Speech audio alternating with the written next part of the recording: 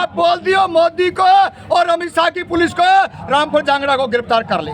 कानून इजाजत देता है संसद में घुसने बिल्कुल देता है, बिल्कुल देता है, बिल्कुल देता है। भाई जब आप जंतर मंतर पे बात नहीं करने दोगे, पढ़े लिखे बच्चों की आवाज जंतर मंतर पर नहीं उठती है, तो भैया पार्लियामेंट में घुसने का बिल्कुल रास्ता बनाना पड़ेगा। आगे भी अगर पार्लियामेंट में मैं तो मेरे को मौका नहीं मिला, नहीं मैं तो उनको कहा कूदने देता, हम खुद जाते। तो लोकसभा और राज्यसभा के स्पीकर अगर जिंदा है तो उनको पनिशमेंट मिलना चाहिए। आतंकवादी तो वो है जो रेपिस्ट और हत्यारे पार्लियामेंट में बैठे हैं। इस नरेंद्र मोदी का चाल और चरित्र का पता चल जाएगा। लोगों के समर्थन में बिल्कुल समर्थन में है और खुल के समर्थन में है।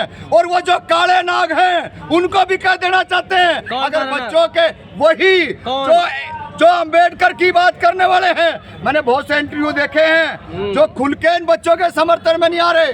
वो कहते हैं कि हमारे साथ गैंग रेप हो गया, हमारे साथ मारपीट होगी, हमारी जो है बच्चों की डिग्रियां छीन ली। अरे भाई, आज जिन्हों बच्चों ने सबकी आवाज उठाई है पार्लियामेंट में, अपनी जान जोखिम में डाल करके वो वहां पहुंचे हैं, आज आप क्यों नहीं आ रहे हो? आज खुल के हर जन को आना चाहिए, हर छात्र को आना चाहिए, ताकि इस देश के अंदर ये तानाशाही सरकार को कानून इजाजत है। ये कानून बड़ा बढ़िया बन गया। जंतर मंतर के ऊपर सुनिए, आज 19 तारीख है और बेरोजगार आंदोलन था आज। कानून इजाजत देता है संसद में घुसने बिल्कुल देता है, बिल्कुल देता है, बिल्कुल देता है। भाई जब आप जंतर मंतर पे बात नहीं करने दोगे, बेरोजगारों का आज आंदोलन था और ज्यादा नहीं कर हमें 4 से 5 हजार लोग आने थे। पूरे बैनर पोस्टर जंतर मंतर पे लगाए गए और इस बेहुदा सरकार और सिस्टम ने आज उनका आंदोलन को कुचलने का काम करा है। ये देश का आम जनमानस समझ ले, जब पढ़े लिखे बच्चों की आवाज जंतर मंतर पर नहीं उठती है तो भैया पार्लियामेंट में घुसने का बिल्कुल रास्ता बनाना पड़ेगा। होने का तरीका नहीं लगता आपको? कोई फेमस नहीं। क्या फेमस है? 2014 से पहले को तोड़कर आप घुसोगे? क्या कानून तोड़ा है? लीगल प्रोसीजर से गए हैं और अपनी बात कही है, बम लेके गए थे। सब पे स्मॉक अटैक हुआ है, आप इसे हल्के में ना ले। तमाम सोशल मीडिया पे लिख रहा है कि फांसी की सजा होनी चाहिए। AK-47 लेके गए थे, परमाणु बम बांध के गए थे वहाँ पे। अगर हमारी मनसा जितने गंदे ये हैं, अगर हमारी मानसिकता ये होती तो हम भैया बहुत कुछ लपीट के जाते वहाँ पे। लेकिन हमने इस गूंगे बहरों को, अंधों को, अपाहिजों को ये बताने के लिए वहाँ पे गए थे, आप देश की हालात को जान लो। और वो बात मुखरता से है और उनके पूरे समर्थन में तमाम हरियाणा के किसान और तमाम, मैं हिसार से आता हूँ और हिसार से नीलम आती है और तमाम लोग बेटी नीलम के साथ खड़े हैं, नीलम आजाद के साथ हैं और तमाम 60 लाख बगावत करेंगे आप? के साथ नहीं हो? बिल्कुल शर्मा जी के साथ हैं। ये जाति नीलम का नाम नीलम तमाम जो 6 से 7 जो बच्चे हैं उनके साथ खड़े हैं, उनके साथ खड़े हैं। और आगे भी अगर पार्लियामेंट में मैं तो मेरे को मौका नहीं मिला, नहीं मैं तो उनको कहा कूदने देता, हम खुद जाते। अनुराग ठाकुर जी का कहना है कि ये कांग्रेस के भेजे हुए हैं। अनुराग ठाकुर बेतली का लोटा है, उसको कोई ज्ञान नहीं है। इस तरह की गणेश पाल रखे बीजेपी वालों ने।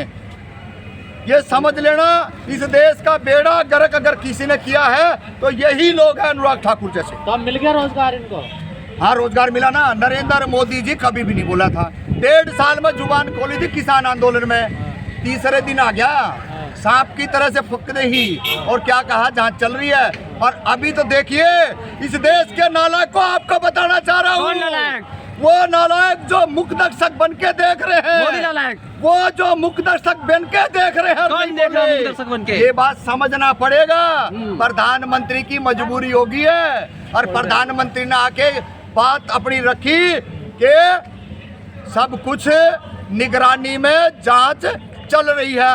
और दूसरी बात है, शर्मा जी का बेटे से और वीडियो कॉल करके बताया जा रहा है, पेरेंट्सों से बात कराई जा रही है। ये कितना बड़ा मामला है। अगर वो आतंकवादी होते, अगर जिस तरीके से सांसदों ने पिटाई कुटाई करी है, मैं तो कहूँ इस देश के अंदर लोकसभा और राज्यसभा के स्पीकर अगर जिंदा है तो उनको पनिशमेंट मिलना चाहिए। जो निहत्थे बच्चे के ऊपर जो मारने का काम कर रहे थे, पीटने का काम कर रहे थे, आतंकवादी तो वो हैं जो रेपिस्ट और हत्यारे पार्लियामेंट में बैठे हैं, ओरिजिनलिटी इस देश के आम जन को समझनी पड़ेगी। बगावत करेंगे जो आप? संसद में कूदे वो आतंकवादी नहीं। बिल्कुल भी नहीं। इस देश के किसान, मजदूर, दलित, पिछड़ों के बच्चे हैं और सीना ठोक के कहा है। दलित पिछड़ों का कोई नहीं है उसमें। कौन नहीं है? कौन है? कौन है? अरे कोई नहीं है। इस देश के अंदर, इस देश के अंदर यही गंदगी जो बीजेपी कार्यालय की चाय पी के आता है ना, और संघ विचारधारा का है, वो इस तरह के प्रोपगंडे फैलाते हैं। नीलम कौन है? एक प्रजापति जिसका परिवार खेती करता है और दूध का और मिठाई का छोटा मोटा कारोबार करता है, और जिसकी आप शर्मा की बात कह रहे हो, वो एक बढ़ई का लड़का है, कारपेंटर का लड़का है, और उसके साथ में इसी तरीके के बच्चे हैं। इस देश के अंदर जो गंदगी फैला रहे हैं और जो चुप्पी साध रहे हैं, वो जान ले उनकी बारी जरूर। नहीं, आप उनके समर्थन में आ रहे हैं। अभी तो वो स्मोक लेकर गए, कल को बम लेकर चले गए तो। अच्छा, आपसे बात हो रही है क्या? आप लोगों से बात हो रही है? अरे इसमें बेरोजगारी ना दिखती आपने, और नारे लगाए। नारे कौन से लगाए? आप कह रहे हो बम लेके चले जाओ। अगर हमने ऐसे उड़ाने होते तो पूरा दिन यही घूमते हैं रोड के ऊपर, कहीं वो नहीं है। हमने तो बताया था कि इस पार्लियामेंट के अंदर जितने भी जो लोग जा रहे हैं, वो सारे के सारे हत्यारे और रेपिस्ट, कभी मजदूरों की, किसानों की बात नहीं करते, और युवा का तो छोड़ दीजिए, जब शिक्षा के बजट घटा दिए जाते हैं तो आप क्या मान रहे हो? उस ग्रुप में आप तो शामिल नहीं थे? हम बिल्कुल शामिल है ना, आपने तो बिल्कुल बिल्कुल शामिल। हाँ, और आप बोल दियो मोदी को और अमित शाह की पुलिस को रामपुर जांगड़ा को गिरफ्तार कर ले, हम तैयार बैठे। पहले भी जेल गए।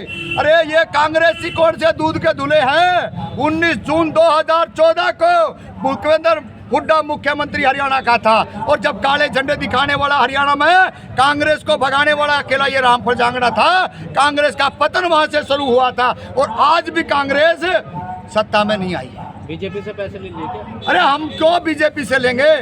बीजेपी का तो इतना बुरा हाल है, जो पैसे ले रहे हैं उनके बच्चे आतंकवादी बन रहे हैं, बिट्टू बजरंगी बन रहा है, मोनू मानेसर बन रहा है। अब ईवीएम से कोई शिकायत नहीं? ईवीएम से शिकायत है? कौन कहता है ईवीएम से शिकायत नहीं है? और पूरी की पूरी शिकायत है ईवीएम से, कि इस देश के अंदर जो ईवीएम बनाने वाले हैं, जब वहां पे ईवीएम से चुनाव नहीं होता तो भारत देश के अंदर ईवीएम से चुनाव नहीं होना चाहिए। ये मुकद्दमा से देखिए, अवध्या जो निकम्मे, नालायक, जलील जल्लाद लोग हैं, चुटियाधारी, जनेऊधारी हैं, वो जाएंगे। हम जाएंगे पार्लियामेंट के अंदर, हम जाएंगे स्कूल कॉलेजों के अंदर, हम जाएंगे खेती किसान मजदूर के पास, हम जाएंगे फैक्ट्री मजदूर के साथ में। ब्राह्मणों का अपमान कर रहे हो? हम किसी का अपमान नहीं कर रहे।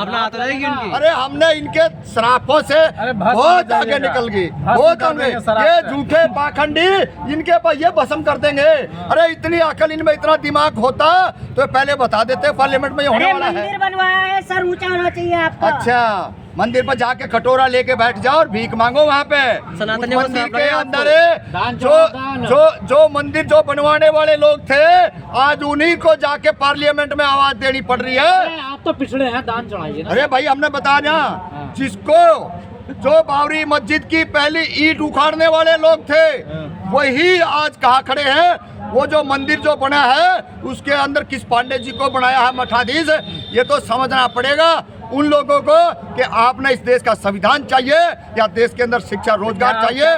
क्या दलित पिछड़े भी मंदिरों में ट्रस्टी बनेंगे? बनना चाहिए, शूद्र भी हो? बिल्कुल चाहिए, बनना चाहिए।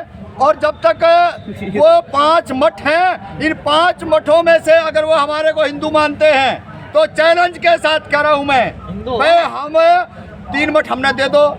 अगर वो हमने हिंदू मानते हैं तो 3 मठ दे दो, और पहला एक ही मठ है अभी ये जो राम मंदिर बना है, इसके अंदर अति पिछड़ों को मठाधीश बनाए। इस नरेंद्र मोदी का चाल और चरित्र का पता चल जाएगा। आप अपने आप को हिंदू मानते नहीं, हम हिंदू नहीं मानते। क्या मानते हो? हम इस देश के अंदर हिंदू नहीं हैं। हम जो है इस देश के किसान, मजदूर, दलित, पिछड़े, वंचित, चलिए ठीक है।